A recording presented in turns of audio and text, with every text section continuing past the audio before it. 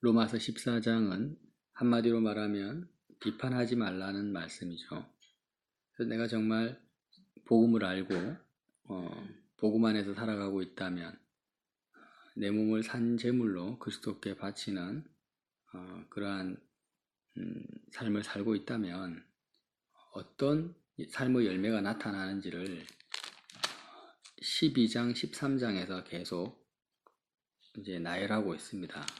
그런데 14장에서는 그러면 내가 정말 진리를 쫓아가고 있다면 다른 형제들에 대해서 나는 어떤 태도가 나타나야 되는가? 다른 형제들을 대할 때 다른 형제에 대한 어떤 나의 마음과 생각이 어떤 상태여야 되는지를 사도 바울께서 말씀하시는데 그게 뭐냐면 비판하지 않는 형태도라는 거죠.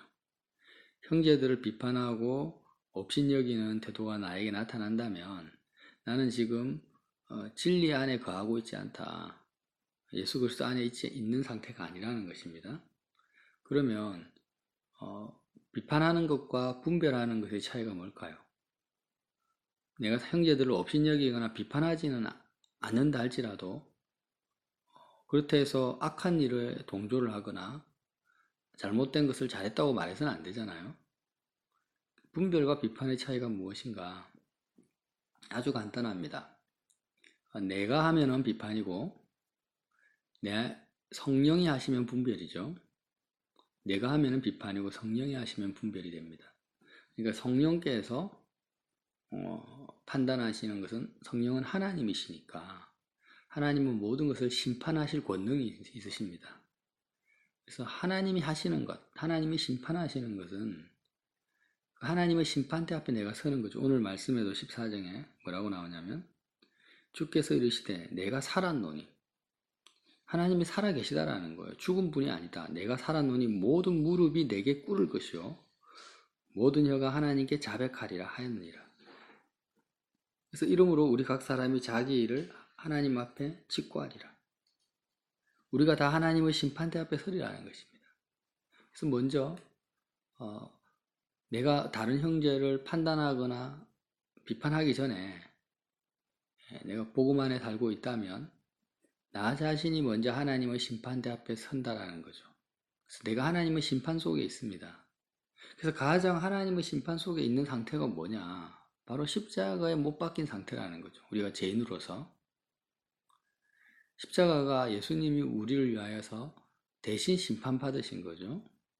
그래서 주님이 십자가에 매달려서 못 박혀서 하나님의 심판을 받고 있는 상태, 그리스도의 그 죽음, 그 상태가 바로 나의 상태다라고 내가 하나님의 심판대 앞에 서는 것입니다. 그래서 모든 어떤 사람을 데려다 놔도 그 사람이 아무리 다른 의롭다, 선하다, 거룩하다라는 소리를 들었다 할지라도 그 사람의 본질을 하나님 앞에 세워놓으면 그는 십자가에 못 박힌 그리스도의 모습, 그 이상의 모습이 될 수 없다라는 겁니다. 그래서 우리가 자꾸 우리의 허물과 죄 때문에 마귀 참소받을 때가 많습니다. 우리는 또 불가불 죄를 짓고 사니까 그럴 때마다 네가 어떻게 이럴 수가 있냐, 이렇게 믿음이 없냐, 뭐 이런 식으로 마귀가 참소할 때마다 아니야. 그래도 나는 이 부분은 못하지만 저 부분은 잘해. 이렇게 나를 변론하거나 나를 포장할 것이 아니라 그냥 그 마귀의 참소 앞에서 그렇다 해서 나를 자학할 것도 아니고요. 십자가에 못 박히신 그리스도의 모습이 바로 나의 모습이다라고 받아들여 버리는 거예요. 그래, 네가 마귀야. 네가 그래, 나의 허물과 죄를 이렇게 참소하냐? 맞다. 나 죄인이다. 근데 나는 어느 정도 죄인이냐? 네가 참소하는 그 모습보다 나는 더 죄인이다. 나는 정말 머리끝부터 발끝까지 하나도 자랑할 것이 없는 그 십자가에 못 박히신 그리스도의 그 모습이 바로 내 모습이다라고 선포해버리는 것입니다. 인정해버리는 것입니다. 더 악한 나의 모습을 인정해버리는 거예요. 마귀 참소 앞에서도. 그리고 예수님의 그 사랑, 십자가의 사랑을, 용서를 내가 받아들이는 거죠. 하나님의 심판대 앞에 서는 거죠. 마귀의 그 참소 앞에 서는 것이 아니고요. 우리는 자꾸 사단 마귀의 참소 앞에 섭니다. 그러지 말고 하나님의 심판대 앞에 서야 된다라는 거죠. 그렇게 서게 되면 나는 자랑할 것이 없는 자가 되고 그 누구도 비판하거나 판단할 자격도 없는 사람이 된다라는 거예요. 그래서 이제 이 시대에도 자꾸 믿음이 이렇게 자라지 않습니까? 믿음이 자라다 보니까 진리가 너희를 자유케 한다고 자유함이 옵니다. 그 자유함이 점점 커지죠. 믿음이 있는 사람은. 믿음이 적은 사람은 자유함이 믿음이 큰 사람보다 작습니다. 그러니까 믿음이 있는 사람은 믿음이 적은 사람을 향해서 너는 왜 이것도 못하냐, 저것도 못하냐, 이 부분에 대해서 왜 자유하지 못하냐라고 추궁할 수도 있고 비판할 수도 있다라는 거죠. 그때 뭐라고 합니까? 믿음이 연약한 자를 너희가 봤되 그의 의견을 비판하지 말라. 뭐 어떤 사람은 모든 것을 먹을 만한 믿음이 있고 믿음이 연약한 자는 채소만 먹느니라. 그 사람이 믿음이 연약한 것 때문에 어떤 일에 대해서 마음에 걸리고 침해를 받는다 할지라도 너는 왜 그러냐라고 무시하거나 비판해서는 안 된다라는 거죠. 먹는 자는 먹지 않는 자를 업신여기지 말고 먹지 않는 자는 먹는 자를 비판하지 말라. 왜 그러냐? 이는 하나님이 그를 받으셨다라는 거예요. 하나님이 그를 받으셨다. 내 입장에서는 그를 받아들일 수가 없습니다. 자, 기독교에서도 어떤 부분은 여자 목사를 못 받아들입니다. 어떤 목사님들은. 어떤 분은 여자 목사님을 받아들여요. 그런데 여자가 목사를 해야 되냐 말아야 되냐. 여기에 대해서 어떤 교단은 받아들이고 어떤 교단은 안 받아들입니다. 그렇다 해서 여자 목사님을 만났을 때 교단의 그 법을 떠나서요. 우리는 어떻게 해야 될까요? 누가 어떻게 그렇게 여자가 목회를 하면 되냐 이런 식으로 비판을 해서는 안 된다라는 거예요. 왜냐하면 어쨌든 나 자신을 한번 보세요. 내가 뭔가를 잘했기 때문에 내가 부분적으로 뭐라도 옳기 때문에 주님이 나를 받으셨냐라는 거예요. 그러면은 나는 그러면 그 모든 부분이 완벽하고 또 어떤 부분이 옳기 때문에 나의 옳은 것을 보고 네가 이걸 옳구나. 그래. 다른 사람보다 이게 네가 옳으니까 내가 너를 내가 용서할게. 이렇게 나를 받으신 게 아니에요. 주님이 나를 받으실 때. 전적으로 주님은 예수님의 그 피값으로 나를 받으신 거지. 예, 내가 옳아서 받은 게 아닙니다. 그러면 내가 상대하는 형제가 잘못된 길을 가고 있고 내 눈에 보기에 그리고 나하고 의견이 맞지 않다 해서 하나님이 그를 받으시지 않는다라고 생각해서는 안 된다라는 거예요. 나도 받으셨으니까. 그럼 하나님이 지금 그가 잘못된 길을 걸어가고 있다 할지라도 하나님이 그를 받으시고 그를 이제 올바른 길로 한 걸음 한 걸음 인도하고 있는 과정과 여정 속에 그가 있을 수 있다라는 거예요.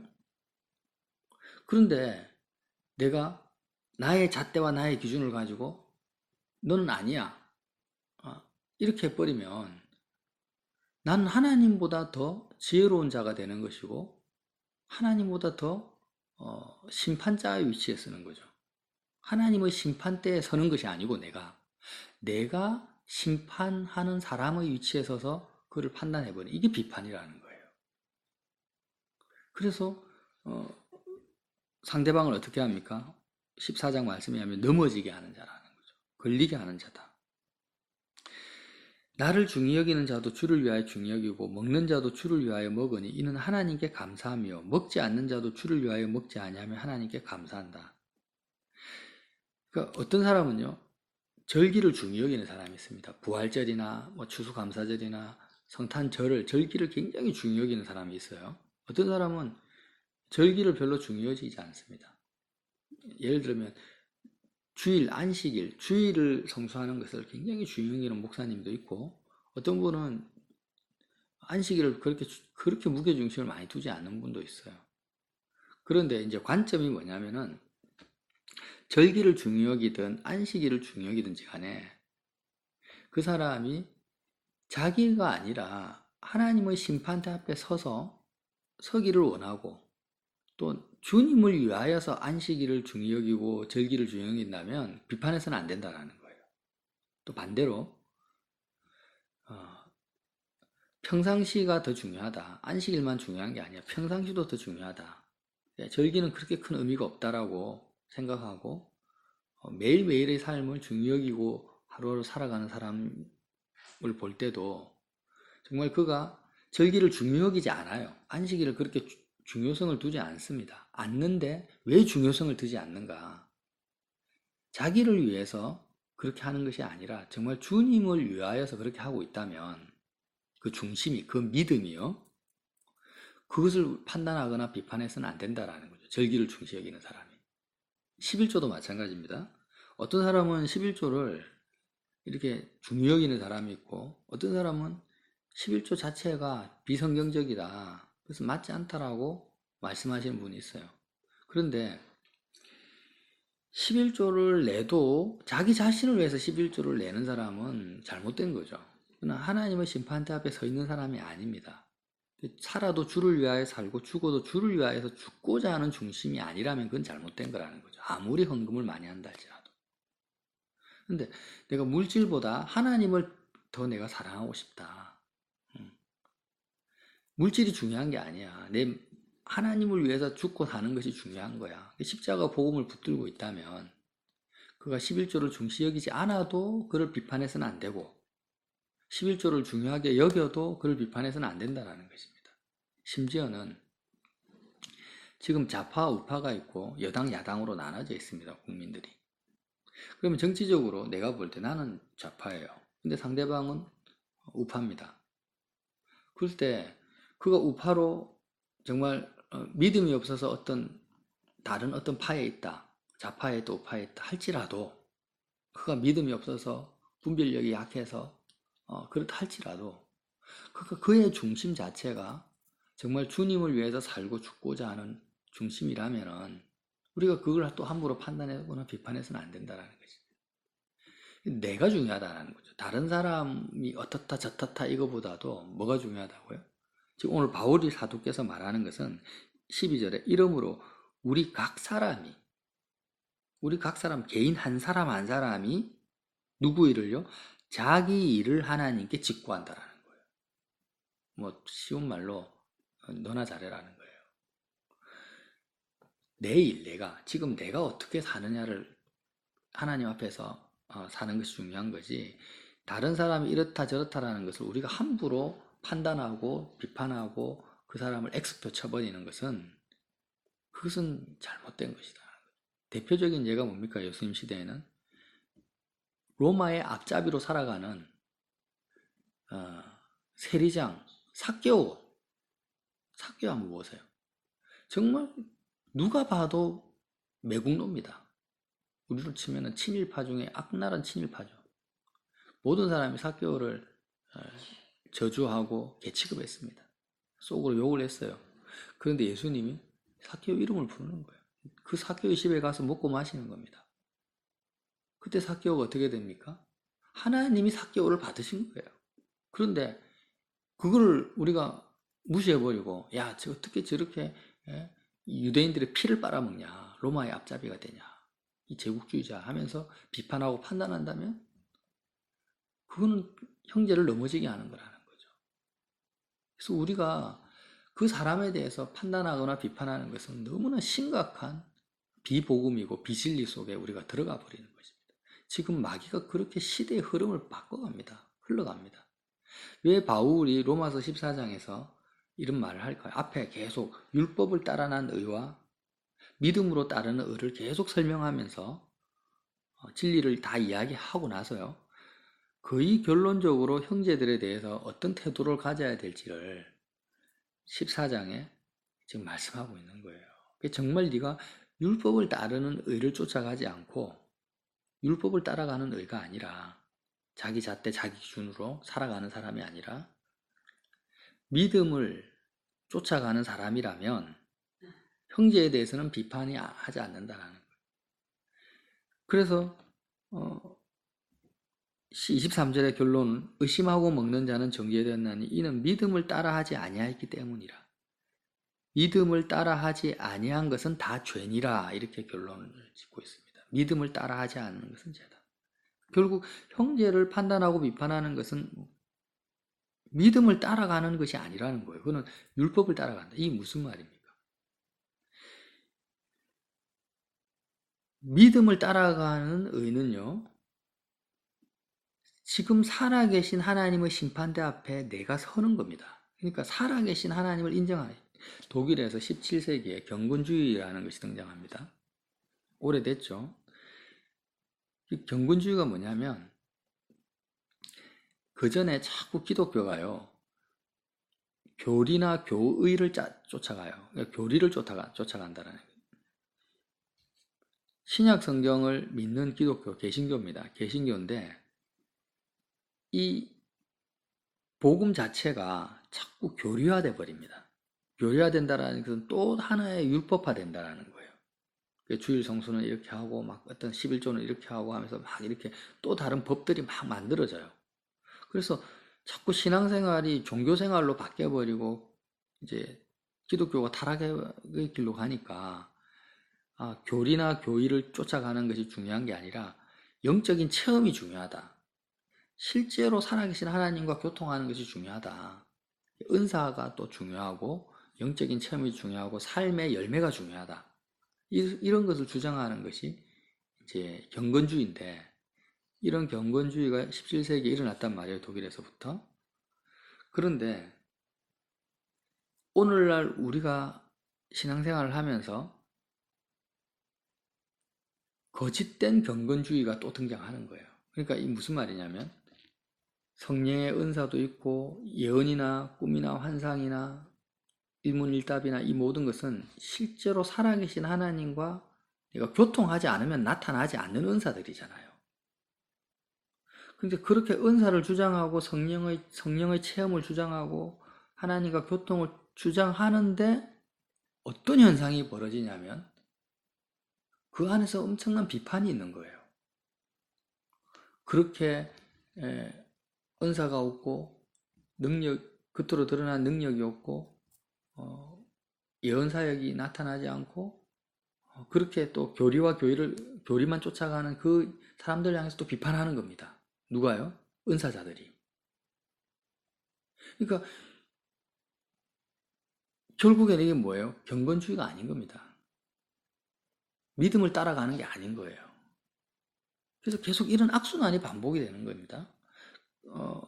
자꾸 은사자들이 문제가 되니까 실질적으로 하나님과 동행한다는 사람, 응답받는다는 사람이 문제가 되니까 X표 쳐버리고 또 뭡니까? 말씀하면서 말씀만 주장하는 또 그룹이 생기고 또 말씀을 주장하다 보니 그러니까 실질적으로 하나님과의 교통하심이나 나타남이 적고 아주 이론적으로 돼버리니까 또 그게 반발해가지고 성령의 운동, 성령 체험을 주장하는 사람 이런 식으로 기독교 역사가 계속 반복되고 있는 거거든요. 지금 2000년 동안.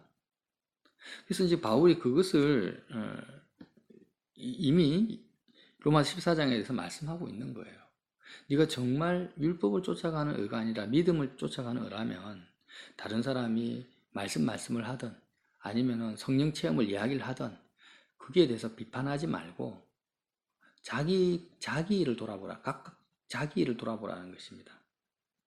그래서 본질은 뭐냐면 율법의 의가 아니라 믿음의 의를 쫓아간다면 지금 살아계신 하나님의 말씀을 듣고 하나님과 교통하는 상태로 살기 때문에 형제를 비판할 수 없다라는 거예요. 왜? 삭개오의 예를 든 것처럼 어제까지만 해도 삭개오는 분명히 매국노였고 그하고는 상종도 해서는 안 되는 죄인입니다. 분명한 거예요, 그거는. 그런데 오늘 예수님이 삭개오야 하고 부르시는 것을 내가 예수님 옆에서 보는 거예요. 예수님의 제자들이 지금 예수님과 동행하고 있잖아요. 베드로가 예수님과 동행을 하고 있어요. 어제 시장에서 삭개오를 만났는데 얼굴도 안 쳐다봤어요. 지금 완전 죄인이니까. 근데 오늘 주님과 동행하는 베드로가 예수님을 보는데 예수님이 삭개오야 하면서 부르시고 삭개오 집으로 들어가시는 거예요. 그러면 베드로는 어떻게 해야 됩니까? 삭개오를 비판할 것이 아니라 예수님 따라서 같이 들어갈 수밖에 없는 거예요. 그리고 같이 먹고 마시면서 친구가 되는 거죠. 이런 사건이 나중에 고넬료 백부장, 이방인 백부장 고넬료 집에서 일어나지 않습니까? 하나님께서 베드로에게 고넬료 집에 가라고 명하시기 전에 정말 하늘에서 온갖 부정한 음식, 이방인이 먹을 수 없는 그런 음식, 유대인이 먹을 수 없는 음식을 보여주시고, 못 먹겠습니다 하니까 내가 정하다고 하는 음식을 왜 네가 안 먹냐? 그리고 나서 고넬료 집에 가라. 이방인들과 상종도 안 하는 유대인들이 그 율법을 깨버리잖아요. 하나님이 고넬료를 받으셨으니까. 이렇게 사는 것이 뭡니까? 율법을 따라가는 의가 아니라 믿음을 따라가는 의라는 거예요. 그러니까 지금 살아계신 하나님, 지금 나의 목자 되신 예수님, 인격적으로 나에게 말씀하시고 나의 판단과 기준의 유일한 잣대,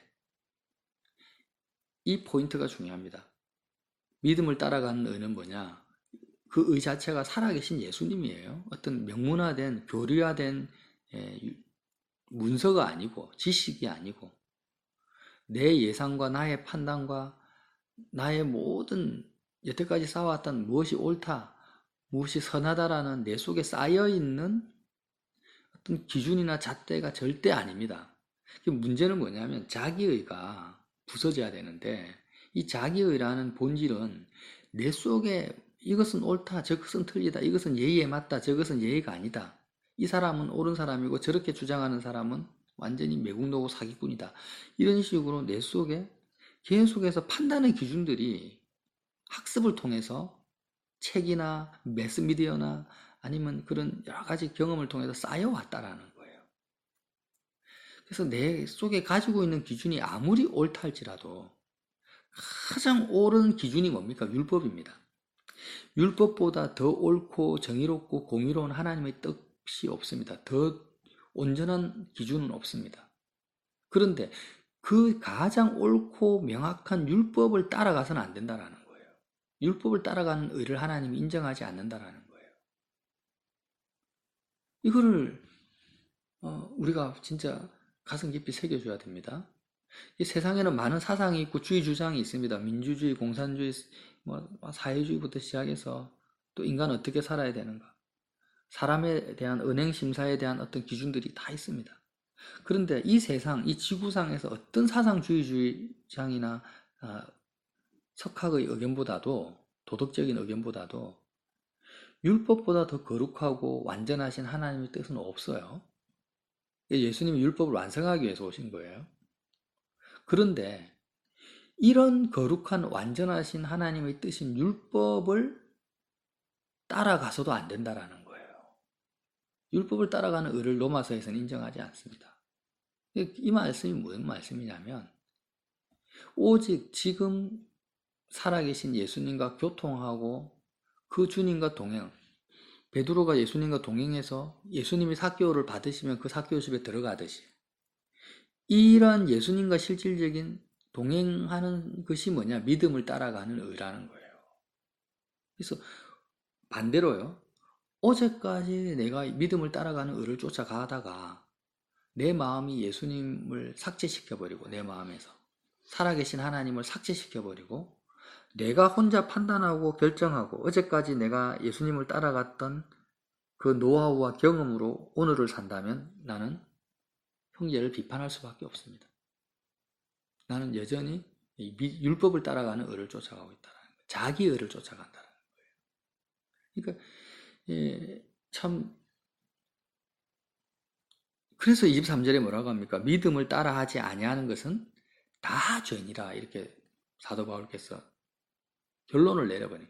믿음을 따라하지 아니한 것은 그게 사람들의 의견에 다져다. 예를 들면 오늘 여당이 옳고 야당은 틀렸어요. 하나님 보시기에.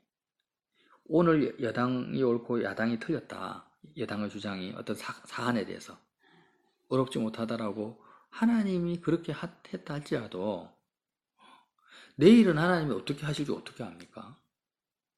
틀린 야당을 하나님이 받으실지 옳은 여당을 하나님이 배척하실지 그건 내가 알 수가 없는 일입니다. 그건 내가 하나님이 아닌 이상에는. 근데 심판은 누구밖에 안 한다고요? 하나님밖에 안 한다. 우리 속에 변하지 않는 원칙을 하나 정해놔야 됩니다. 성경에 변하지 않는 원칙은 진리죠. 그건 뭐냐? 심판하실 수 있는 분은 하나님 외에는 없다라는 겁니다. 그 누구도. 사람은 사람을 심판할 수 없습니다.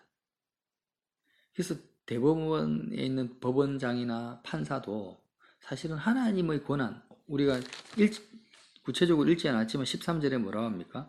각 사람은 위에 있는 권세에게 복종하라. 권세는 하나님으로부터 나지 않음이 없나니 모든 권세는 다 하나님께서 정하신 바라. 이렇게 말씀하시죠.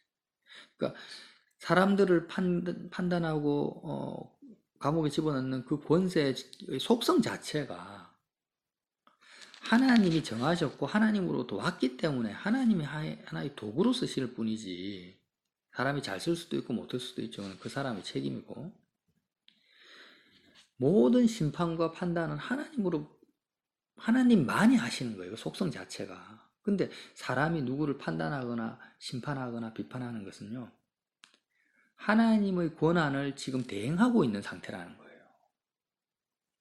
각 사람의 믿음, 이 믿음이 약한 사람을 판단하든지 형제를 비판하는 것은 지금 내가 뭘 하는 겁니까? 하나님의 그 위치에서 내가 서 있다라는 것을 알아야 된다라는 거예요. 근데 하나님의 위치에 서서 자기가 막 심판을 하는데 하나님의 뜻이 아니고 대행자로서가 아니라 내 판단과 내 생각을 가지고 해버리면 누가 심판을 받겠습니까? 상대방이 잘했든 못했든 상관없어요. 내가 이미 하나님의 위치에서 하나님의 대행자로서 잘못 살고 있기 때문에, 예, 그건 일단 내가 먼저 심판받는 거예요. 가장 예수님 시대에 이렇게 잘못된 권세로 독사의 새끼들아 하고 욕을 들어본 사람이 바로 바리새인과 서기관들이에요. 바리새인과 서기관들은 믿음을 따라서 사는 것이 1도 없습니다. 그 사람들은 철저하게 율법이 자신의 판단과 율법과 장로들의 유전 전통이 자기의 판단과 생각의 잣대와 기준이 된 사람이에요. 바리새인과 서기관들이요. 왜? 그들은 어떤 그리스나 헬라 문화의 철학이나 주의 주장보다도 율법이 최고라는 것을 이미 알고 있는 사람들이거든요. 그래서 그 시대, 이 지구상에서 가장 온전한 법, 온전한 사상을 받아들이고 쫓아간 사람이 바리새인과 서기관들입니다. 근데 그들을 향해서 주님이 뭐라고 합니까? 독사의 새끼들을 하시는 거예요. 믿음을 따라가지 않기 때문에 다 죄라는 것입니다. 그래서 우리가 이 로마서를 통해서 알 수 있는 것은 어떤 형제에도 걸림돌을 두어서는 안 돼요. 중요한 건 자기 자신이 잘 사는, 믿음으로 사는 게 중요한 거지, 내가 믿음으로 어느 수준에 이르렀다, 내가 어느 정도 하나님의 뜻을 분별했다고 해서 나에게 맞는 어떤 지식이나 진리가 있잖아요. 예를 들어서 어떤 사람은 주일 성수를 굉장히 중요 여기는 것이 하나님 보시기에 그 믿음의 분량에서는 지금 그게 중요합니다. 11조를 잘 드리는 것이 주님을 위해서 살고 죽는데 그가 더 중요한 과정이라는 거예요. 예를 들면 그 하나님 입장에서는. 그런데 나는 지금 주일 성수보다도 지금 매일 하나님 앞에 사는 것이 중요하고 11조보다도 그냥 물질에 대해서 온전히 자유하는 것이 더 중요한 거예요. 그러면 내가 좀 믿음이 더 있는 거죠, 솔직히 말하면. 네. 더 있는 건데, 그렇다 해서 11조를 중요 여기고 주일 성수를 중요 여기는 사람들을 향해서 너는 잘못됐다 이렇게 쉽게 말해서는 안 된다는 거예요. 판단해서는 안 된다는 거예요. 왜냐하면 그 사람은 지금 그 사람, 그 영혼을 향해서 이렇게 뭉뚱그리지 말고 주일 성수가 중요하다라고 주장하는 사람을 뭉뚱그리지 말고 그 사람 각 개인에 대한 하나님의 생각과 의견은 다 다르거든요. 11조를 중요 여기는 사람이 하나의 집단이나 덩어리가 되는 게 아니에요. 하나님 입장에서는 각 사람 한 영혼 한 영혼이 중요하다라는 거예요. 한 영혼 한 영혼이 각각 다 다르다라는 거예요. 유일무이하다라는 것입니다. 그래서 우리는 각 사람을 만날 때마다 어떻게 해야 될까요?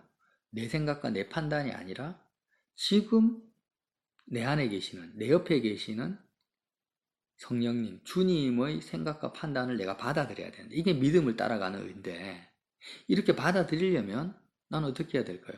그 사람에 대해서, 그 사람을 향한 나의 판단과 잣대와 내가 쌓아 여태까지 왔던 선과 악, 무엇이 옳고 그름에 대한 내 속에 쌓여있는 지식들, 판단 기준들이요, 그 사람을 대하는 순간 그것이 다 없어져야 돼요. 그것을 내가 주장하고 가르쳐버리면 그것이 그 내 사상과 주의 주장이 그 사람에게는 걸림돌이 되고 넘어지게 하는 것이 될 수 있다는 거예요. 그래서 경건주의가 등장했지만 17세기에 교리나 교회가 중요한 게 아니다. 하나님과 동행하는 것이고 체험하는 것이고 삶의 그 체험을 통해서 나타나는 열매가 중요하다. 이렇게 경건주의가 등장했지만 그런 경건주의자들이 또 다른 법칙을 만들어 버린다는 거예요. 그러면 실제로 동행하는 하나님과 살아계신 하나님과 동행하려면 또 뭐가 필요하냐? 그래. 주일성수가 필요하다. 뭐 11조가 필요하다. 이런 식으로 또 다른 법을 만들고 교리를 내세워 버리면 이거는 또 경건주의가 아닌 것입니다. 사람을 법에 가둬버리는 거예요. 그래서 예루살렘 교회에서요, 이방인 교회를 향해서 어떤 법이나 어떤 율법도 강요하지 않고 오직 하나, 십자가의 복음 외에는요,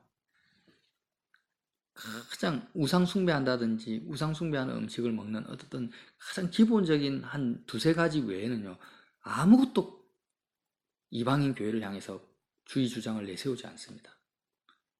십자가의 복음 외에는요, 다른 것들을 다 어떤 원칙이나 법, 교리를 다 잘라버리는 거예요. 그 예루살렘 교회에서 이방인 교회를 향한 그런 원칙을 사도행전에 정해놓은 것입니다. 근데 지금은 교단과 교파마다 얼마나 각각의 어떤 교리들이 복잡합니까? 지금 다 다릅니까? 이게 문제라는 거예요. 왜 십자가의 복음 외에는 어떤 원칙도 제시하지 않느냐면, 지금 예수님의 십자가 앞에서 내가 살아간다면 각 사람이 다른 문화, 다른 환경에 처했다 할지라도 살아계신 하나님을 만날 거 아닙니까? 그죠? 하나님 살아계시잖아요. 하나님 살아계시거든요. 그리고 말씀하시거든요. 각자를 인도하시거든요. 그 살아계신 하나님을 내가 믿는다면 내가 경험한 나에게 축적된 내가 옳다고 생각한 내 믿음의 체험, 내 자신의 어떤 노하우를 상대방에게 이야기할 필요가 없는 거예요. 하나님이 나보다 노하우가 적습니까? 하나님이 나보다 그 사람을 모릅니까?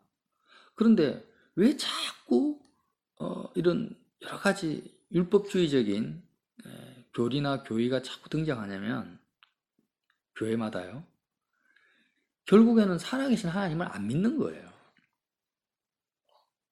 하나님을 안 믿는 겁니다.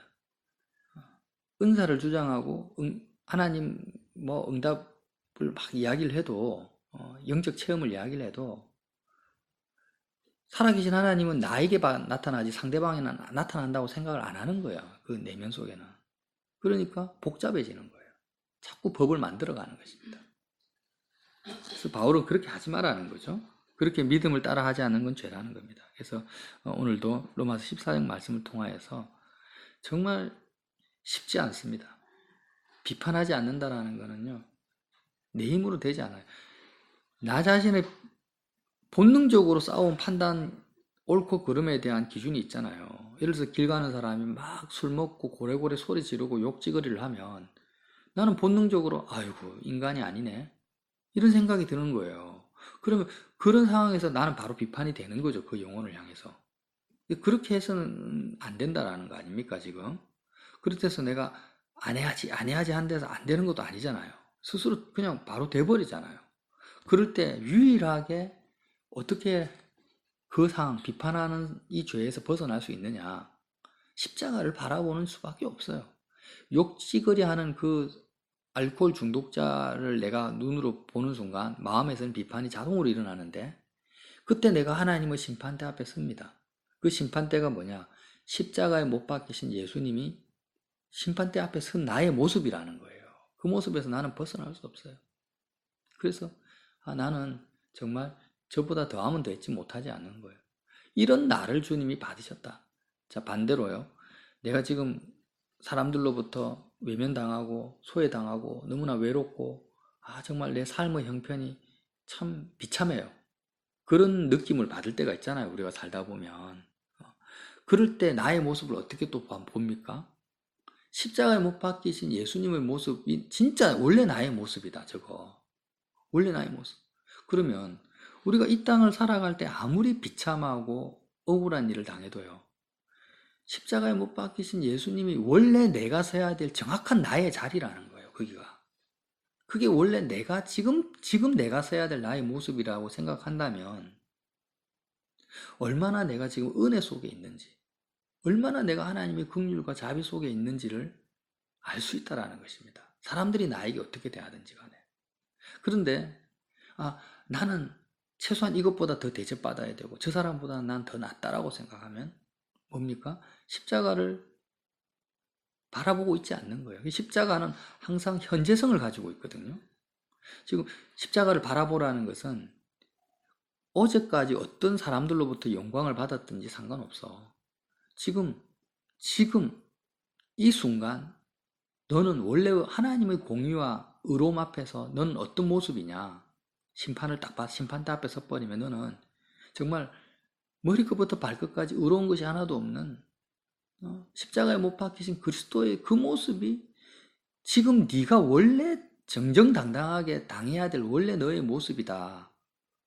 그걸 보라는 겁니다. 그게 십자가를 바라보는 거예요. 그걸 보게 되면은 그걸 보고 나서 지금 나의 모습을 보라는 거예요. 처지를.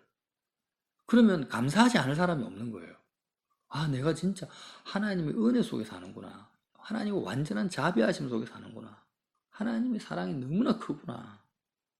그렇게 감사하게 되고 그렇게 믿음을 따라가면 아무도 비판할 수 없다는 거예요.